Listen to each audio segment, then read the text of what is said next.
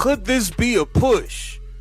Could this be a final push for a sign of things to come? Lynne Roberts, head coach, LA Sparks, planting seeds in the ground for Caitlin Clark to blossom and eventually put on a LA Sparks uniform. The talks were once hot. The Los Angeles Sparks, a team that for the last few years most people had written off as irrelevant, are making a very serious, very aggressive push to pull Caitlin Clark away from the Indiana Fever. And the person driving that push is Lynne Roberts, the brand new Sparks head coach who just spent 9 years building a powerhouse at Utah before deciding her next challenge was the professional game. Caitlin Clark traded to LA. A nightmare situation for Indiana. Is this actually happening? Looking at the YouTube WNBA influencers, they are convinced that Caitlin Clark will be traded to the LA Sparks. The thought process here is that Adam Silva doesn't like what's going on in Indiana. Caitlin Clark is too big of a ticket for Indiana, a small market. So they're going to move Clark out of there, move her to LA, and get a bigger, better TV contract next year. Whatever's going to happen is going to happen. This is not a rumor. This is not a fan theory cooked up on a Reddit thread at midnight. This is a real story with real names attached. And the reason it is getting louder by the day is because if you have been paying attention to what the WNBA has been putting Caitlin Clark through this season, the idea of her packing her bags for Los Angeles is starting to sound less like a wild fantasy and more like the only logical conclusion to a story that keeps getting worse. Word on the street is Caitlin Clark is going to be traded soon. And if you follow the rabbit hole, it all sounds real. It all sounds on purpose. And it all makes sense. Caitlin Clark to LA Sparks. So let's go through all of it, but let's talk about what the Sparks are doing. Let's talk about what Stephanie White's coaching decisions look like from the outside. Let's talk about what this league has been allowing to happen to its most important player, game after game.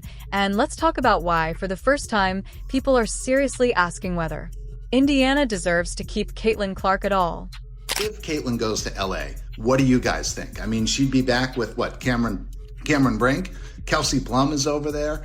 Kate Martin is there right now. They have some good players. I just don't know if Caitlin Clark is an LA girl. I mean, she's definitely a Midwest, person. Will she fit in LA?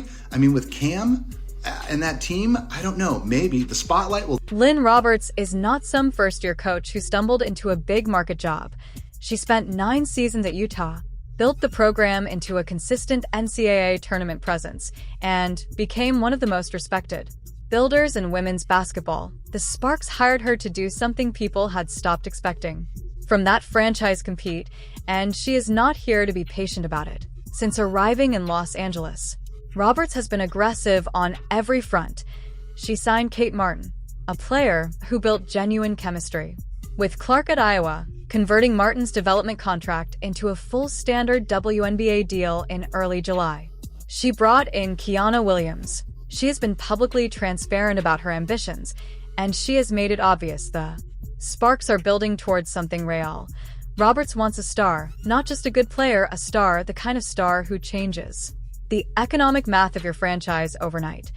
And when you are the head coach of the Los Angeles Sparks and you are looking at the current Caitlin Clark situation, what you see is an opportunity that does not come along very often.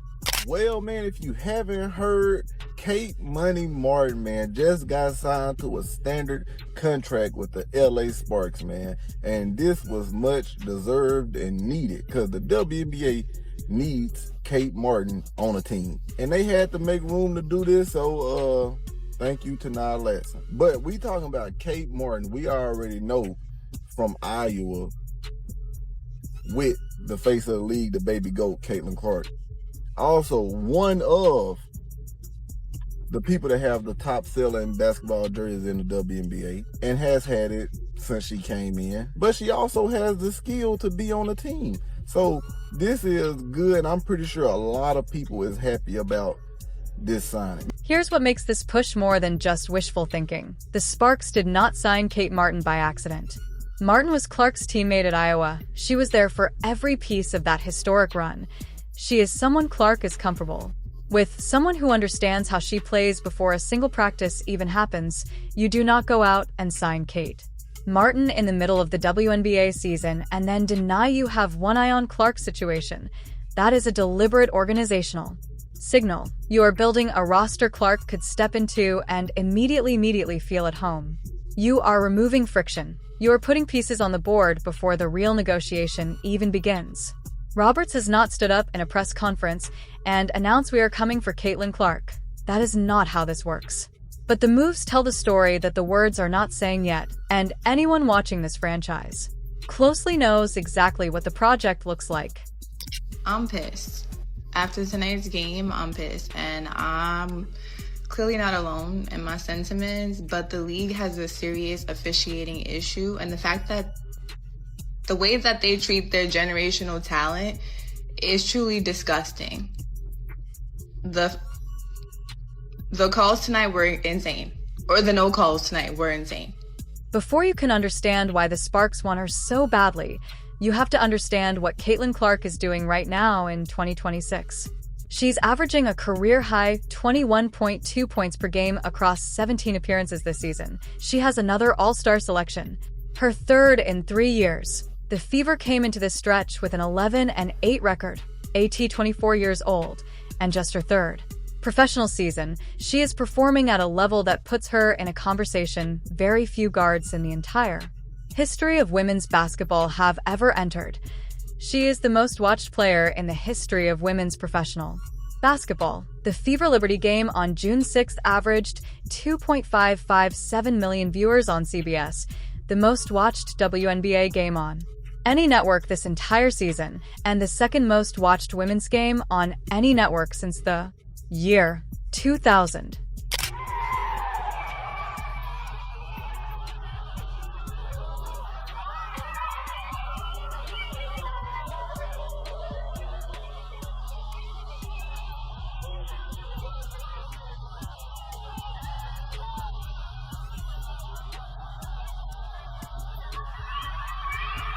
Let's start with the Portland Fire game on May 31 SD. Stephanie White pulled Clark in the first quarter, and the Fever went on to lose 100-84, a 16-point blowout. Then, during a second quarter timeout, the cameras caught Clark and White in what could only be described as a heated exchange. Clark was visibly upset. White was making her point, and the moment went viral immediately because the entire country had a front row seat to a head coach and her franchise player not being on the same page. When reporters asked White about the early substitution, her explanation did not fully land. She cited Boston's minutes restriction and said Clark's removal was part of the plan, but pulling your best player, your most important defensive weapon, in the first quarter of a game that then turned into a 16-point blowout loss is the kind of decision that demands a cleaner answer than that. Clark and White both came out afterward and said there was no issue. They called it competitive. They called it coaching, but here's the thing. When you and your coach are having a visible argument on national television during a timeout, telling people there is no issue does not make the moment disappear. The video exists, people watched it, and the question it raised has not gone away. Did I ask Stephanie White actually putting Caitlin Clark in the best position to succeed? We have a generational talent and a WNBA superstar who had 2 cheap shots right there that weren't called. And I just say again, absolutely unacceptable. Steph, do you think that the league needs to look into how Caitlin Clark is defended or how she's officiated going forward? I mean, we spent all offseason looking at officiating. All offseason. And I still say the one thing that we keep asking for is consistency. She is not called the same way everybody else is called. And this is not a one-game story. Clark had been listed as probable for 13 separate games this season because of a recurring back concern before the latest incident. 13 games, a 24-year-old who should be in the most physically capable years of her career, and the team has been navigating injury clouds for over half the season. Then came June 24th, the Fever Mercury game. Alyssa Thomas put her closed fist directly into Clark's throat. During a scramble for a loose ball, Thomas stood up, looked down at her, and stepped over her. The referees saw none of it.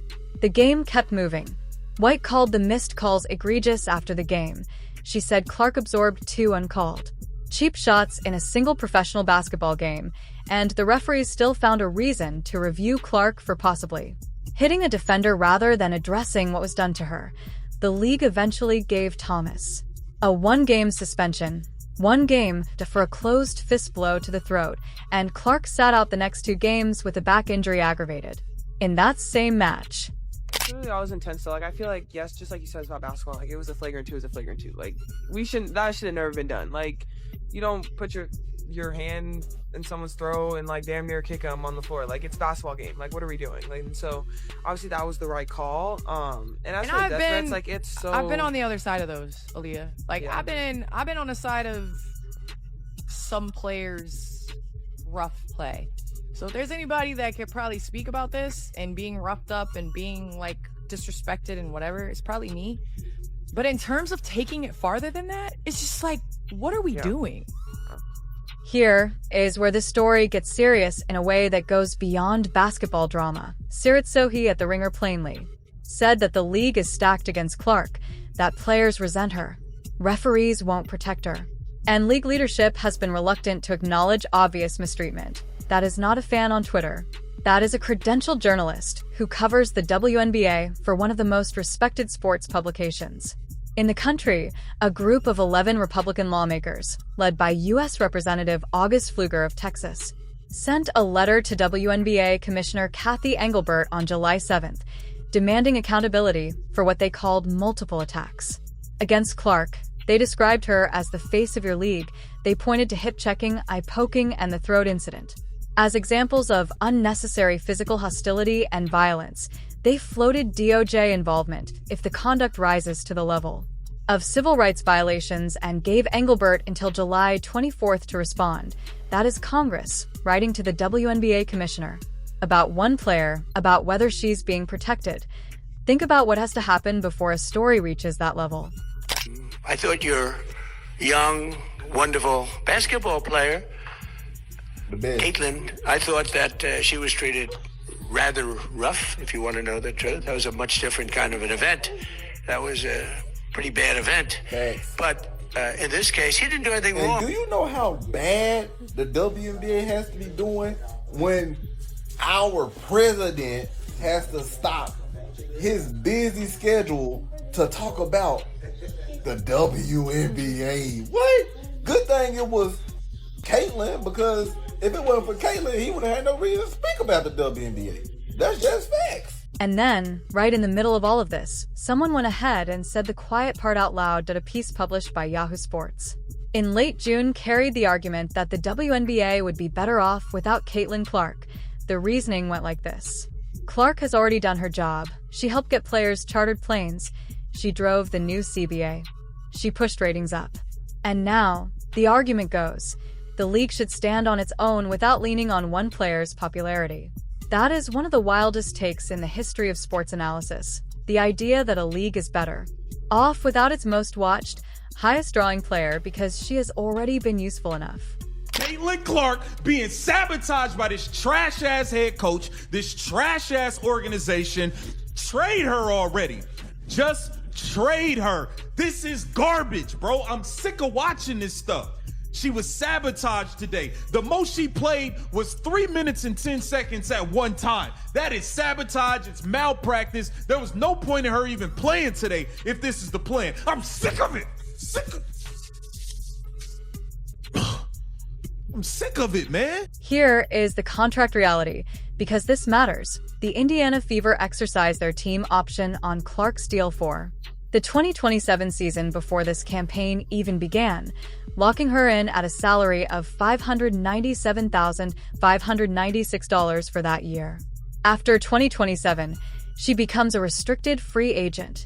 Restricted free agency means Indiana can match any offer another team makes, but it does not mean another team cannot make that offer. They know 2028 is when the real move becomes possible. ambitions, the messaging around championship contention is preparation for that conversation. Clark has been careful with her public words. She has not complained about the fever. She has not called out management. She is a professional, but she is also a 24-year-old watching a league that has spent 3 years either failing to protect her or looking the other way while she gets targeted, and the Sparks are building a picture of what an alternative looks like. So, first of all, I know what you guys are going to ask, and I did think it was a flagrant foul, and our reffing just needs to be better, and it's tough. Obviously, the refs are in a really difficult spot. It's one of the hardest jobs in the world, in my opinion, is to make calls. All you do is get yelled at the whole time by everybody. You're never winning. So I think for us, as the league's just got to do better protecting our players in that regard. I don't really think that it was up for debate. Obviously, it wasn't called in real time. You go back and watch the clip, I think it's pretty straightforward. It's kind of been a discussion for 3 years now, and I think we really need to do a better job protecting the people in this league. And, obviously I've been involved in a few of those plays, but there's been plenty others across the league that, haven't got called, go back and post game or whatever it is. Teams submit clips, nothing really changes. So I think overall the league just has to do better. And Clark stood in front of the cameras after returning to practice and said plainly that the league needs to do better protecting its players. She said officiating needs to improve, and in the same breath, she condemned the harassment being directed at other WNBA players in the fallout. That is Caitlin Clark. She is sitting out games with an injury, and her public statement is as measured and responsible as you could possibly ask for, and the league is still struggling to hold up its end of the deal. She keeps showing up. She keeps averaging 21 points a game. She keeps selling out buildings and driving television ratings to highs the WNBA had never seen before she arrived. She came to win, and the fastest path to winning in the WNBA in 2026 is Caitlin Clark. Roberts knows it, the Sparks know it, and if the Indiana Fever and the WNBA do not figure out they are actively handing their competitor a reason to come knocking, they will learn that lesson the hard way. The franchise that treated her like an afterthought should not be surprised when someone else starts treating her like a priority.